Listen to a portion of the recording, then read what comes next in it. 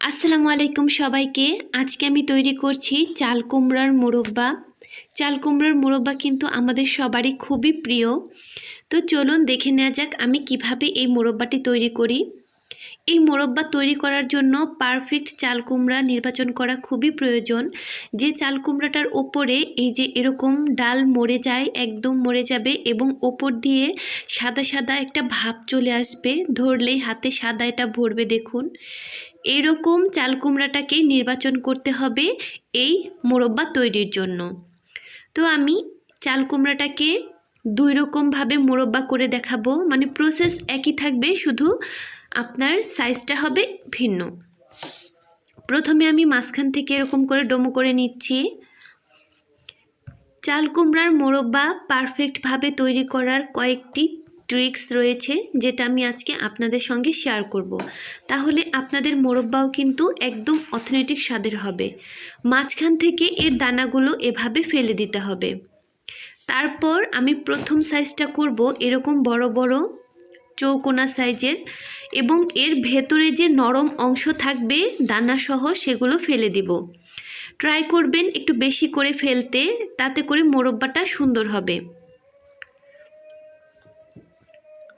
আমি এরকম দানা ভালো করে ফেলে পেছন সাইড থেকে পিলার দিয়ে আবারও খোসার যে অংশটা থাকে সেটা ভালো করে ফেলে দিচ্ছি, যাতে করে কোনো সবুজ অংশ না থাকে। এই দিকে কিন্তু লক্ষ্য রাখতে হবে।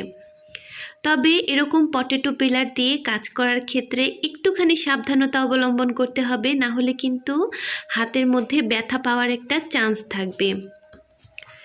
আমি সুন্দর করে এরকম পরিষ্কার করে নিচ্ছি। আপনারা আপনাদের পছন্দ মতো সাইজে করতে পারেন। আমি আজকে আপনাদের সঙ্গে দুইটি সাইজ শেয়ার করে দেখাবো। তো প্রথমে যদি এরকম আস্ত থাকা অবস্থায় এটা ভালো করে খোসাটা ফেলে নেওয়া যায়, তাহলে পরে আর কষ্ট করতে হয় না। এবারে এগুলোকে একটি কাঁটা চামচের সাহায্যে ভালো করে কেচে নিতে হবে। এটা কিন্তু চাল কুমড়ো মোরব্বা তৈরির অন্যতম একটি ট্রিক্স, এটা খেয়াল রাখবেন। এমনভাবে এটা দিয়ে এরকম করে নিতে হবে যাতে করে চাল কুমড়ার পিসটির কোনো অংশ বাদ না থাকে। তবে লক্ষ্য রাখবেন যাতে করে এটা বেশি এরকম কেচতে যেয়ে ভেঙে না যায়। এরকম করে আমি সবগুলো করে নিব। এখন দেখুন,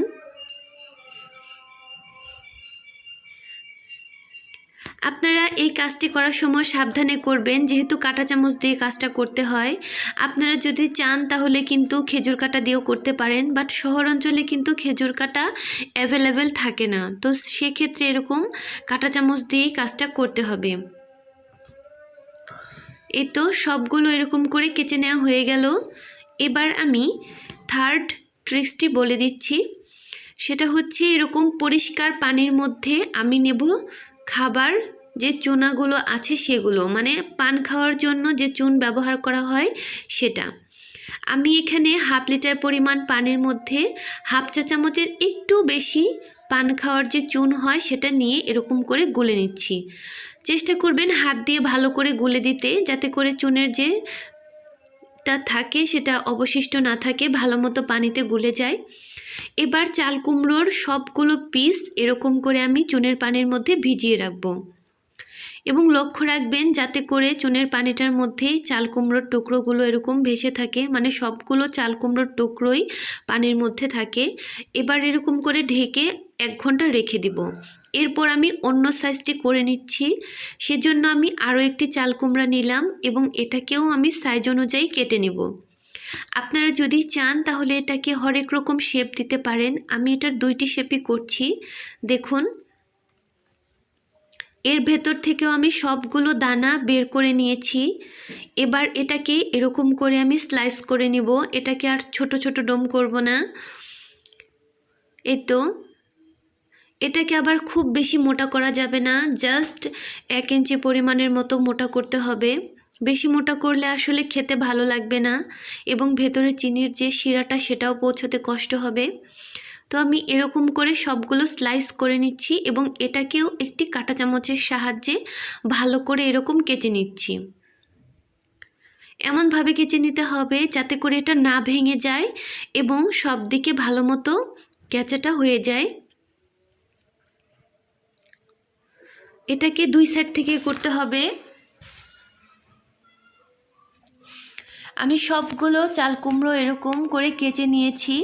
এবার এটাকেও চুনের পানির মধ্যে একই প্রসেসে ভেজাতে হবে।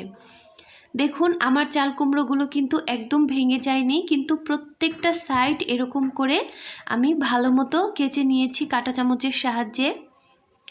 এবারে আরও একটি পাত্রের মধ্যে আমি 1 লিটার পরিমাণ পানি নিয়েছি এবং এখানে দিয়েছি 1 টেবিল চামচের মতো চুন, কারণ এখানে আমার চাল কুমড়োর পরিমাণটা বেশি ছিল, সেহেতু চুনের পরিমাণটাও একটুখানি বাড়িয়ে নিতে হবে।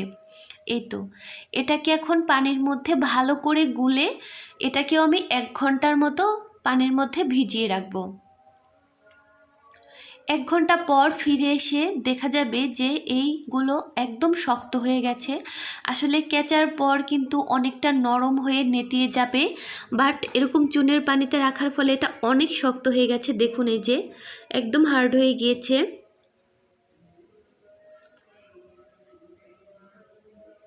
এবার এগুলোকে কয়েকবার পরিষ্কার পানি দিয়ে ধুতে হবে, যতক্ষণ না পর্যন্ত একদম টলটলে পানি বের হয় ততক্ষণ পর্যন্ত এটাকে বারে বারে ধুয়ে নিতে হবে। আমি 3 থেকে 4 বার ধুয়ে নিয়েছি, তারপর এরকম স্বচ্ছ পানি বেরিয়েছে। এবার গ্যাসের মধ্যে বসিয়ে দিলাম ভাপ দেওয়ার জন্য। চাল কুমড়োটাকে একটুখানি ভাপিয়ে নিব, এতে করে যে একটা কুমড়ো কুমড়ো ফ্লেভার আছে সেটা কিন্তু চলে যাবে। তবে ভাপ দিতে গিয়ে খুব বেশি সেদ্ধ করে ফেলা চলবে না।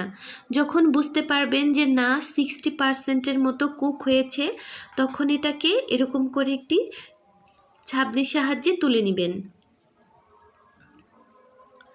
আমি এগুলোকে তুলে নিচ্ছি। তবে এখানে কোনো লবণ অথবা চিনি কিছু দেওয়ারই প্রয়োজন নেই, শুধু পানির মধ্যেই এটা এরকম করে ভাপিয়ে নেব।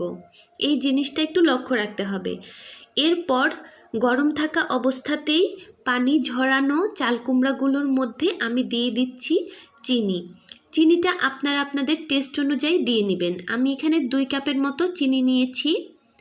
এখানে 1 কেজি পরিমাণ চাল কুমড়োর জন্য 2 কাপ পরিমাণ চিনি নিয়ে নিলাম।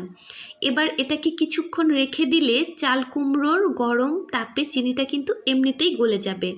দেখুন এ তো গলে গিয়েছে। এবার আমি গ্যাসের ফ্লেমটা অন করে দিব। তবে লক্ষ্য রাখতে হবে গ্যাসের ফ্লেমটা কিন্তু একেবারে হাই করা যাবে না।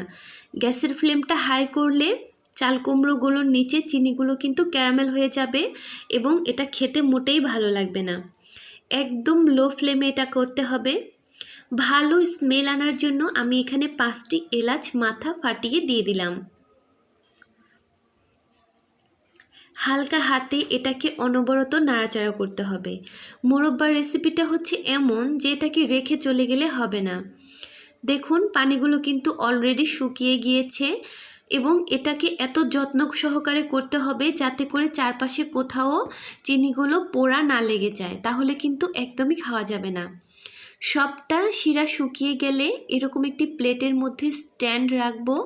তারপর আমার এই চাল কুমড়োগুলোকে এর মধ্যে শুকাতে দেব। এরকম করে অনেকক্ষণ শুকানোর পর দেখবেন এটা কত সুন্দর মিষ্টিতে রূপান্তরিত হবে। আসলে বাসায় তৈরি করা সবগুলো জিনিসই কিন্তু একদম পিওর হয় এবং খেতেও খুব মজা হয়। স্বাস্থ্যকর বলে একটু বেশিই ভালো লাগে। দেখুন এর লুকটা। আমার বাসায় আসলে এটা অনেক পছন্দ করে, যাতে মাছি না বসে সেজন্য এরকম আমি ঢেকে রেখেছিলাম। আমি ওভারনাইট রেখে দিয়েছিলাম। তো পরের দিন সকালে এটার লুকটা এরকম হয়েছে। আশা করছি আপনাদের ভালো লেগেছে। যদি ভালো লেগে থাকে অবশ্যই আমার চ্যানেলটিকে একটু সাবস্ক্রাইব করে দিবেন। গ্রাম বাংলার ঐতিহ্যবাহী খাবারগুলো যদি আপনারা পেতে চান তাহলে সেতু রেসিপির সঙ্গেই থাকুন। আশা করছি আপনাদের ভালো লাগবে। অসংখ্য ধন্যবাদ সাথে থাকার জন্য। আসসালামু আলাইকুম। ভালো থাকবেন, সুস্থ থাকবেন সবাই।